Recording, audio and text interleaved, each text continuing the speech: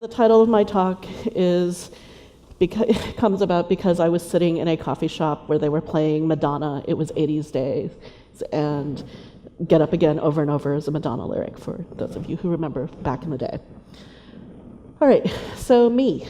My Twitter handle, I work in the release engineering group at Chef, and because Matt Peck jinxed me yesterday, I have to say, I'm Yvonne, this is my coworker Seth, this is my coworker Seth, and this is my other coworker Seth.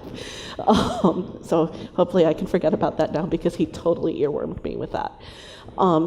So I've done a lot of things, mostly in the land of non-functional requirements. So in alphabetical order, my past roles include things like build engineer, deployment engineer, ops engineer, perf QA engineer, release engineer. Past product domains I have worked on are NLP, so natural language processing, and data mining stuff, mobile, scientific programming, and bits and pieces of high-performance computing, mostly involving compiler testing, crash codes. The first crash code I worked on was declassified the year that I was born. I do not recommend this as an experience. And a thing that was called RAS at the time, so reliability, availability, and serviceability components. So this adds up to sort of two things. One of them is that I confuse the heck out of recruiters. The second thing is that I have a lot of opinions about experiments, and I have a lot of opinions about infrastructure because I've built a lot of infrastructure to support experiments.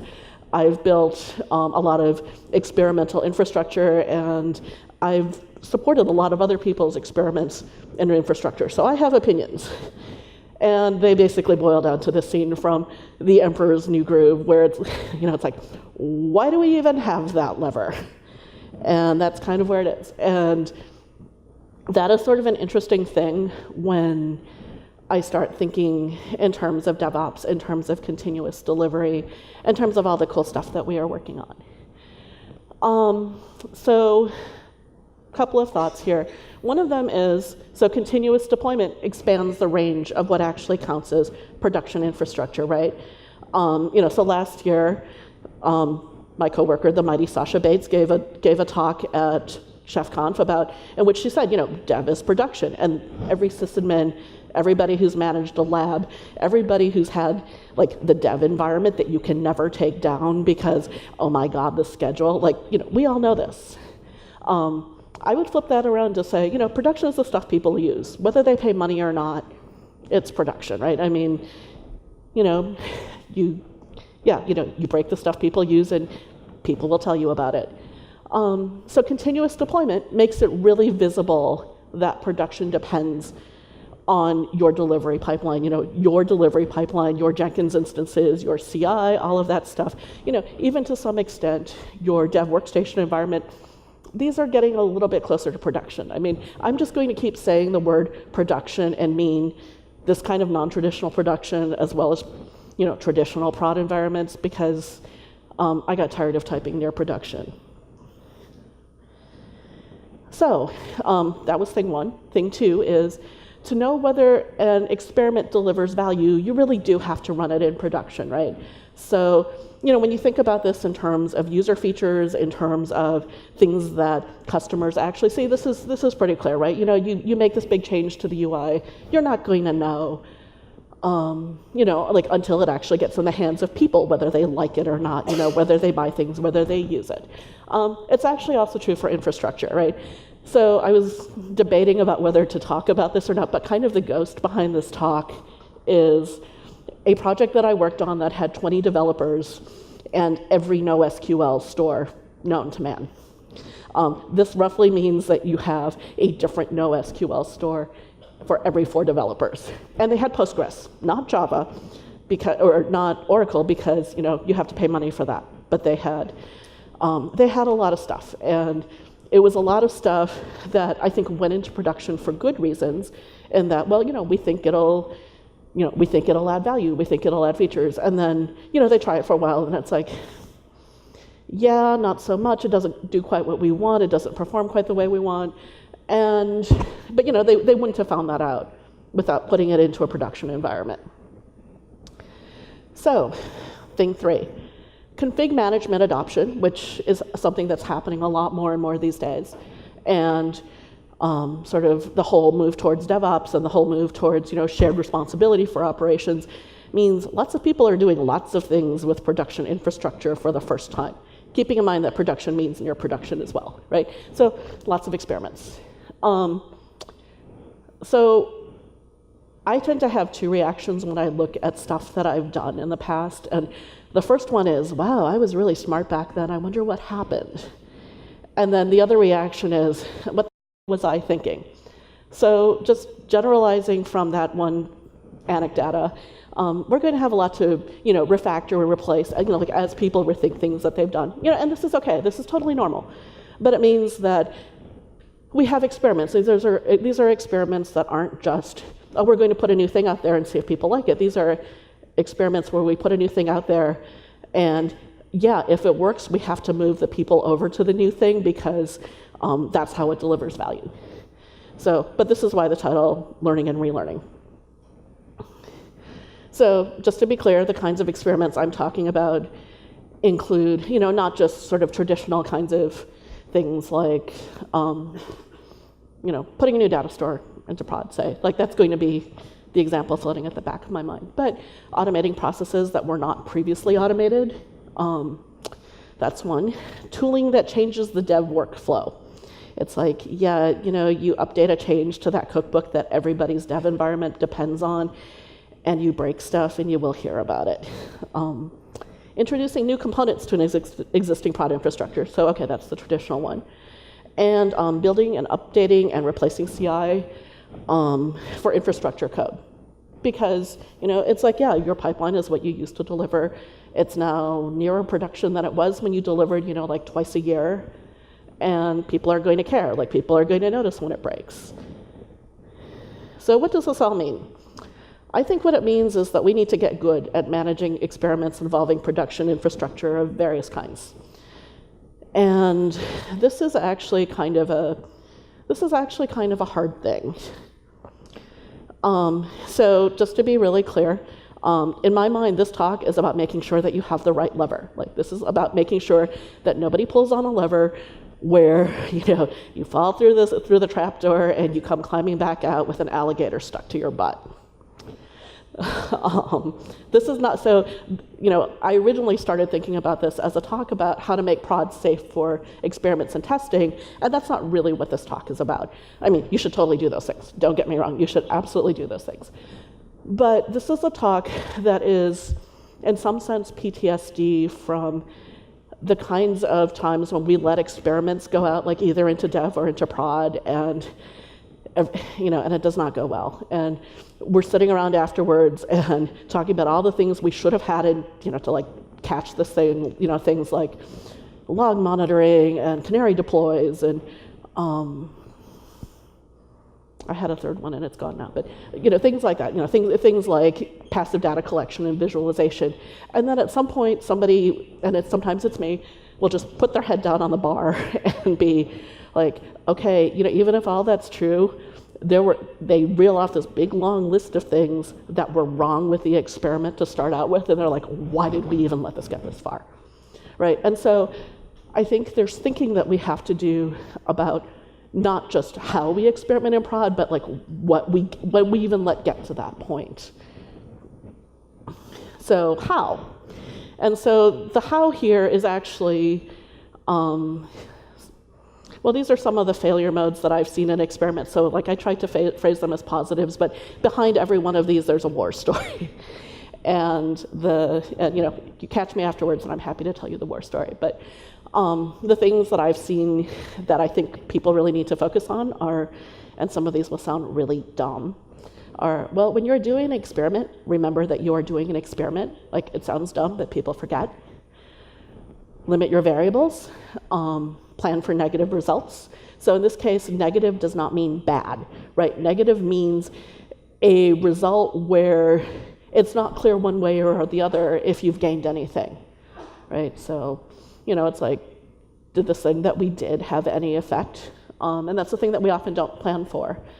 And cleaning up after you're done, because one of the things about experiments is that, well, you kind of want to keep the mindset that this might not be forever. And that's sort of that's sort of a thing that you see a lot, is that, well, it was, that it's like, well, it's a lot of work to get that new data store into production. And once it's there, even if people are like, yeah, maybe not so much. I mean, it's not as easy to use as we thought. We don't really, we're not seeing the performance improvements. The thing that was supposed to have the great support for interacting with this data store, no, it doesn't. All of those things, and it's like, so you have this thing sitting out there supporting half a feature. You kind of want to, we have a tendency to leave those things, and my argument is that we really shouldn't do that. So thing number one, remember you are doing an experiment. An experiment is intended to determine whether you should proceed further along certain lines. I don't really think of it as something that it's like, this is the way it's going to live forever. But a lot of times it ends up being that because there's so much effort involved in pushing an experiment to production, right? I mean, it has to pass through multiple sets of hands. So, like the ops people need to know about it, and the on-call people need to know about it, and, you need to write monitors, and, like project managers are involved, right? It's not cheap to do these production experiments. And we don't really necessarily, like once they've gone through all of that, we think, yeah, you're tall enough to attack the city, even though they might not be. Like, we've just put so much effort into it. We tell the joke about shipping the prototype. Don't.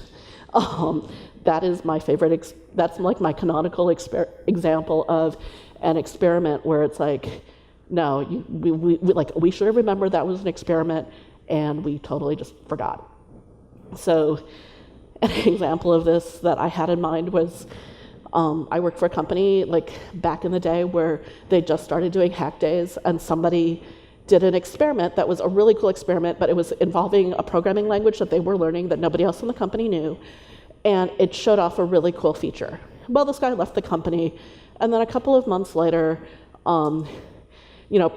product management gets really excited because a competitor comes out with a similar feature, and they're like, that thing, we want that thing, the thing that we saw that demo of, it was awesome, this will solve all of our problems.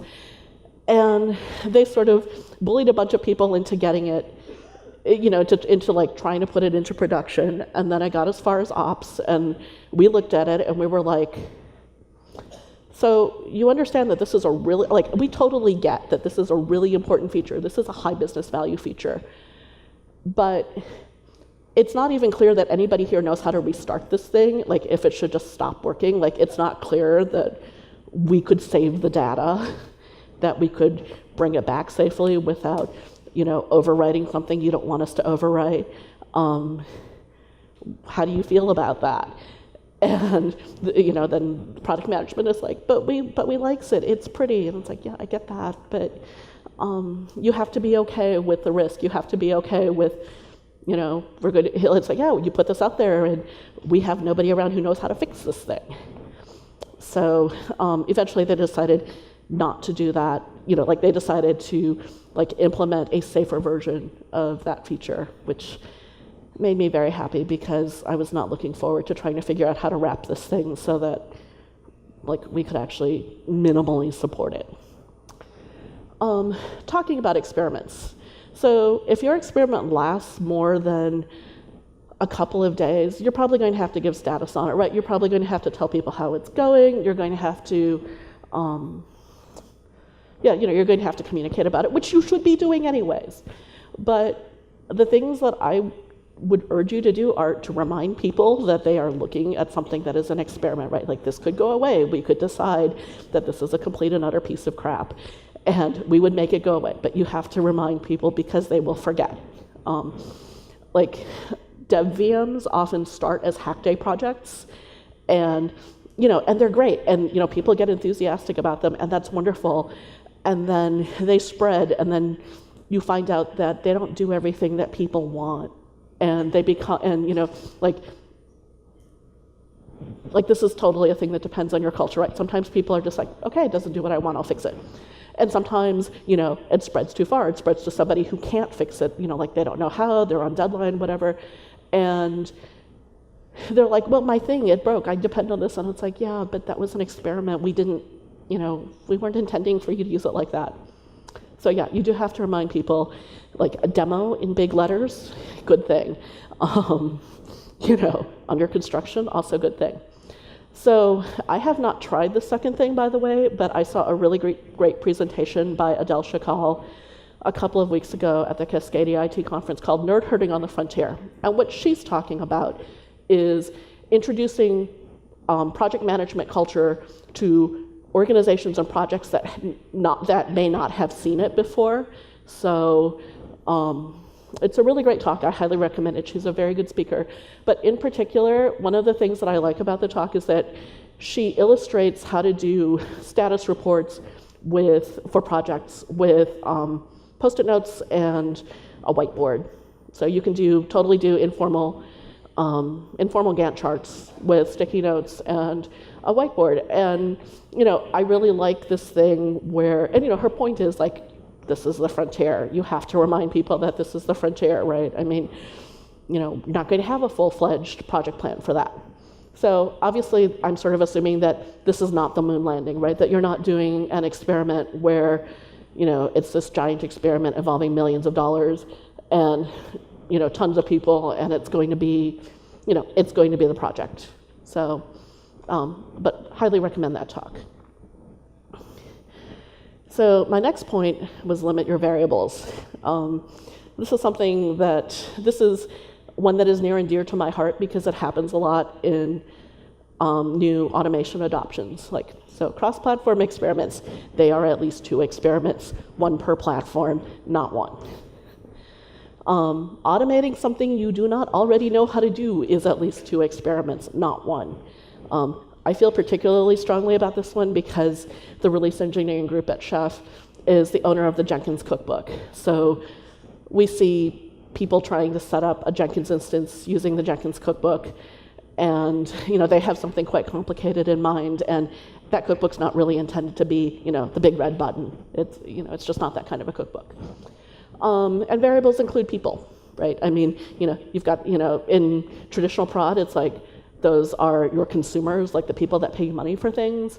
In a dev environment, it's your devs, and there's a fine art to having people be involved and letting them give feedback, and getting the best possible user feedback you can, and letting your experiment get out to so many people that you just totally lose control over it.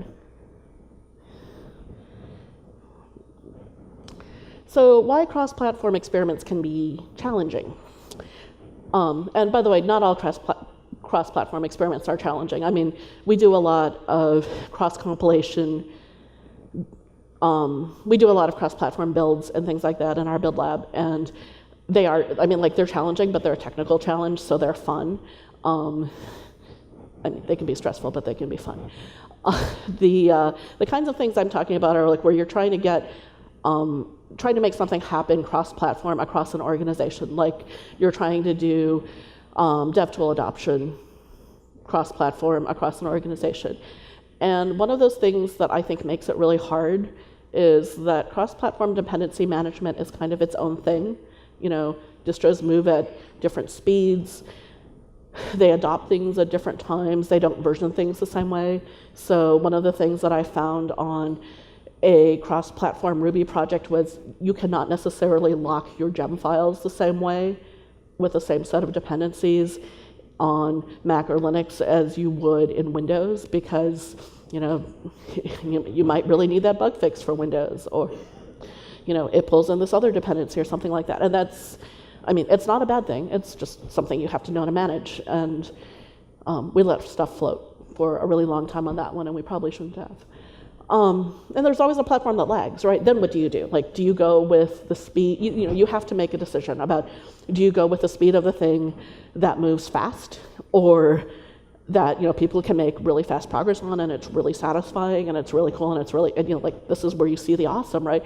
Or do you go with this thing that, do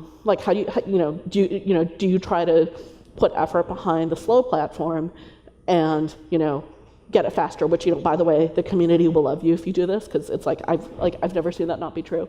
But that's the thing you have to take into account in your project planning. But, and then there's just like, this is especially bad if it's like workstation tools, right? Because then you have people who are on one platform that just isn't as nice as the other one. And, they have feelings about that, like you wouldn't expect them not to. But yeah, it's a thing.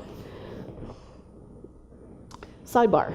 So because I'm a release engineer and we have spent a lot of time, listening to people talk about Berkshelf and talk about cookbooks and stuff like that, I thought I'd have a sidebar on dependency management. So one of them is lock your dependencies, just know how to manage them.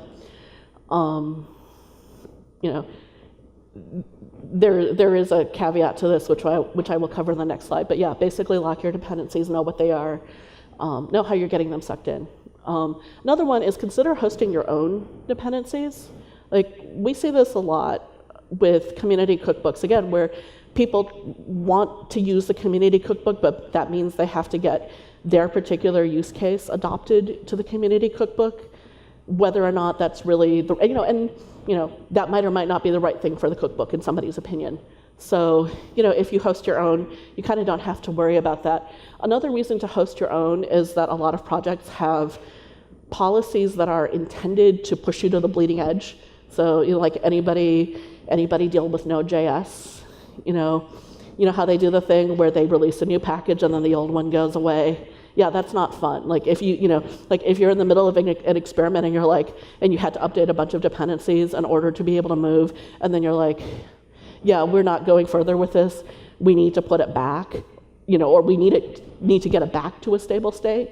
I know all about roll forward, but we need to get it back to a stable state. Like, we've determined that this is the right thing to do. It's kind of hard to do that if you don't have the package. So yeah, consider hosting your own stuff. I have thoughts about dependency storage. So structured is better than unstructured. That's another one of my little things.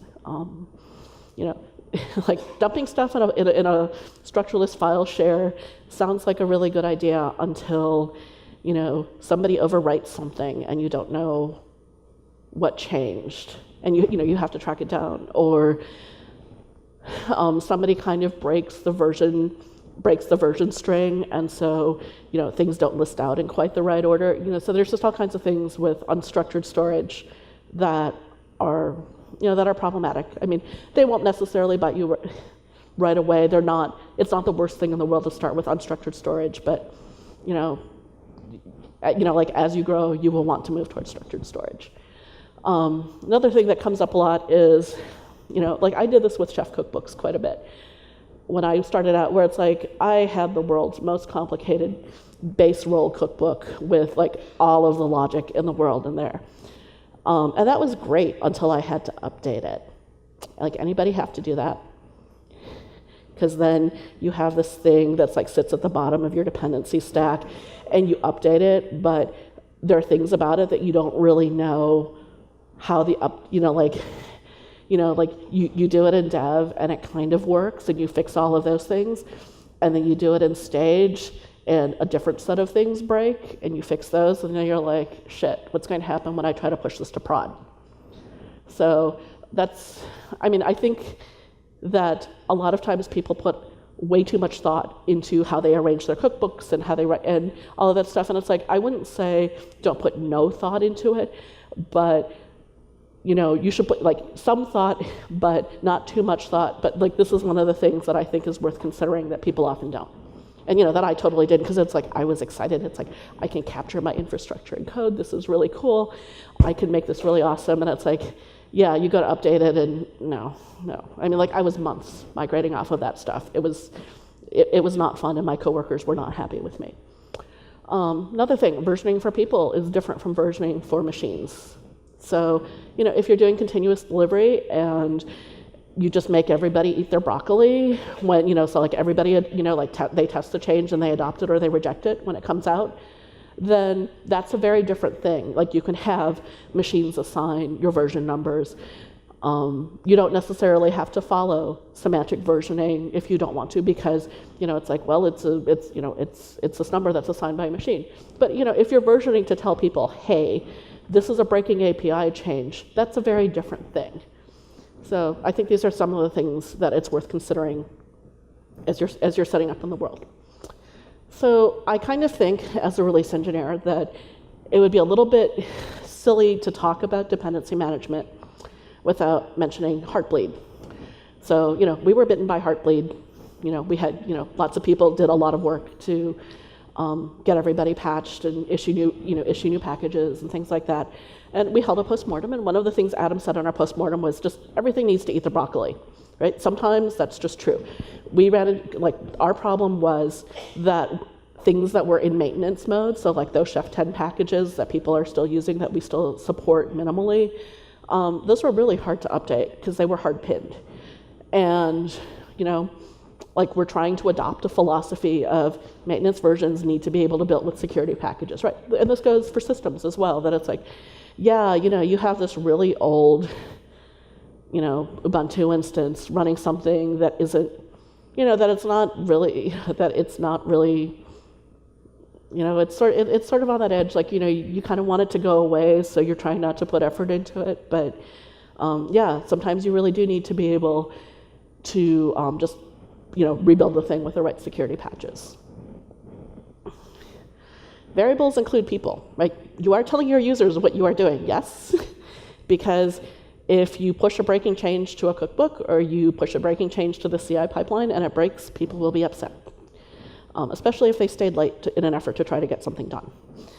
Where it's like, you pushed it because you were thinking, oh, well, if it breaks, it'll break in the morning and I'll be around and I can fix it. And it's like, no, just tell people, do not push quietly. The greater the number of people that get involved in an experiment, the more you really need to have clear interfaces for training and support and bug fixes and new versions and stuff like that.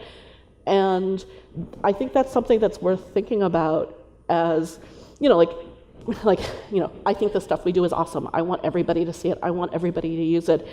And then you start getting bugs back for weird platforms, or your use case is not their use case, and how do you make, should you bend your tool to support their use case? I don't know. Is this and by the way, there are those alerts going off, and there's this other project work coming down the pike, and how much time should I be spending on this? And it's like, so this is a thing to consider about, I tend to like to roll out to friendly adopters and then work my way over, the adoption curve that Rob Cummings described in his talk, where it's like, yeah, I'm okay with the late adopters picking things up by osmosis when they're ready. I really I tend to want to restrict to friendly adopters.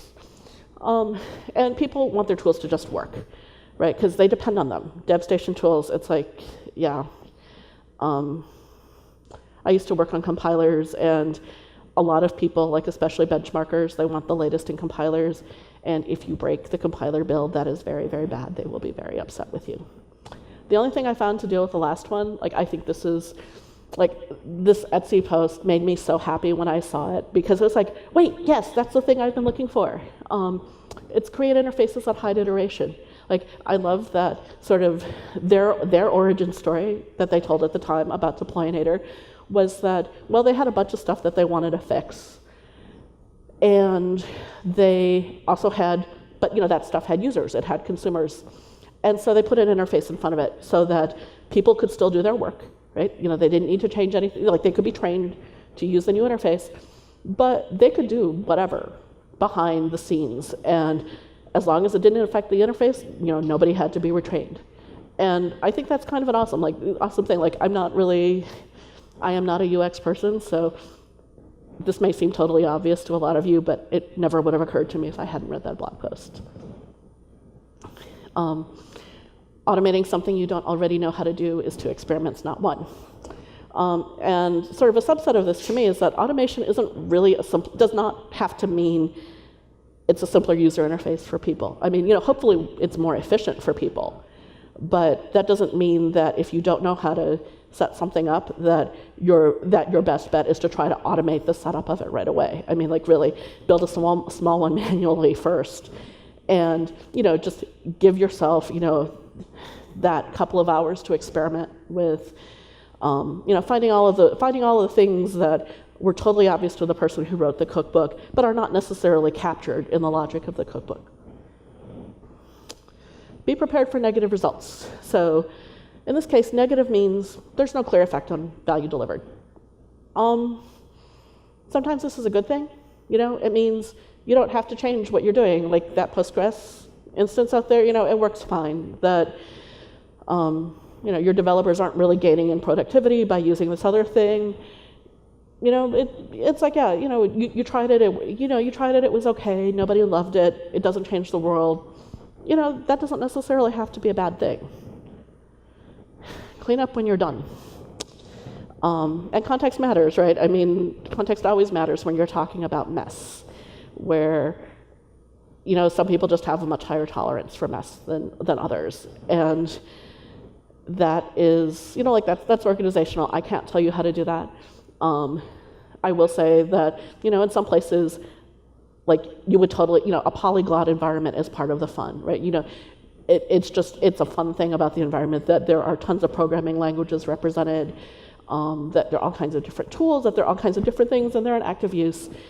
And that is great, that is awesome.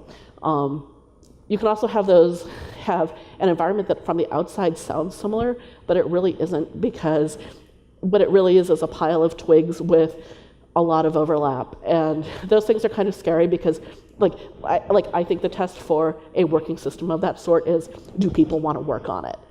Right? Because it's like, if they don't, then that is a bad thing.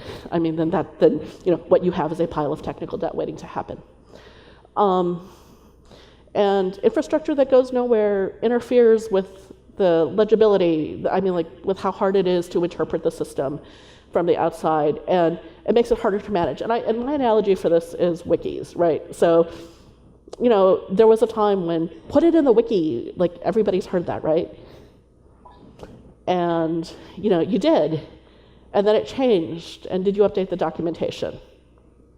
Or, you go and you look at the wiki and it's like, well, this page hasn't changed since 2008. Does that mean that the thing hasn't changed since 2008? I don't know. I mean, maybe. Kind of. So yeah, it's like when you have things out there that aren't really in active use, or they're in active use but they're going away or stuff like that, then it's kind of hard for people to know what to do in that infrastructure. And it's like when people are trying to move fast, that's the thing that makes them have to look at their feet, and it's hard to move fast when you have to look at your feet all the time. My experiment was a success. Now what? Well, you've added a thing that delivers value, which is awesome. Like, that is totally cool, and you should be really proud of yourself. And because I'm sort of one of these depressive sorts, well, if you've done a replacement, then you need to migrate people off of the old thing to the new thing. And you've proven that the new thing works. That is totally cool. But migration from an old system to a new one takes a really long time. This is why you end up with 4 production LDAP services. It's because you can't make the old one go away, because it's not a good time for some other project, right? Or there's something that somebody has to do that it's like, or you try, you try to shut down the port, and then you find out that it's like that all of these other things start breaking somewhere. Like, I had a friend who was hired as a contractor to remove a pre-Solaris Sun license server. It was the license server for their whole business. Like, this was how they earned their money. And this was in the mid-2000s, and they couldn't do it. It was like completely, all of the mount points, all of the NFS stuff. It's like every time they just tried to turn it off, they broke everything in the company. So yeah, people are afraid of migration with good reason. And they're afraid of deprecation. So it's worth running an old system and a new system sometimes together just to get the gain from the new system. And yes, it impairs legibility, and I kind of hate that. We all kind of hate that. But you get the benefit of, okay, you have this new system. People can use the new system, and we can try to make the old one go away. So that was kind of an abrupt ending, but that's the ending. I think we have time for a couple of questions. I'm also having office hours in the Marina Room in 20 minutes. And, my contact info is up there if you want to ask me further questions. So questions? Seth, can you microphone? You can talk really loud, too. Well, yes, but those people in the back can't hear you and the video can't hear you. You mentioned earlier the like the wiki effect, where you have like cruft hanging around or outdated information. What sorts of things would you say work better at reducing that problem? Something that friends who work at Amazon have told me about the Amazon wiki is that it comes with a little toolbar on the side that gives you deprecation statistics. Like they basically take all of the stuff, like I don't remember what their wiki tool is, but they basically parse the wiki logs, the edit logs for a page, and they put stuff on the side so that you can see like, oh my God, the last edits were huge, right? So, it's not necessarily, it's not perfect. Like I kind of wish we could do the same thing for infrastructure to say, you know what, don't put stuff there, like don't put stuff on, like do not talk to the first LDAP server, right? That thing is going away. If you talk to it, it will only cause problems and things like that. I personally have found that nagging is I'm the boring person who's like, who at every meeting about something is like, yeah, and we have to make that thing go away. That could, that's sort of tiring on you, but it can work over time because people will eventually people will just be like, yeah, we already knew that. And, they'll just think you're being boring, but you have to keep reminding them until it's gone. But yeah.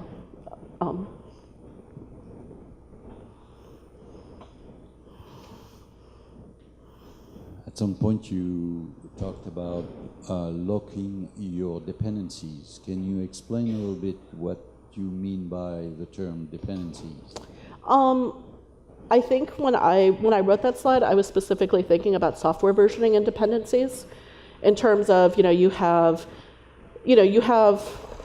this code, right, that describes your infrastructure, and that code has a bunch, you have cookbooks, you may have gems, you may have other applications that you're pulling in to do things like, I don't know, monitoring, or to do stuff on hosts that you care about. And that's really what I was thinking about. I was thinking about how, sometimes having a really deep dependency tree is really bad because you have this, like that's the role cookbook, you have the thing at the bottom that if you make the wrong judgment about how frequently you have to change it, that can have really nasty side effects.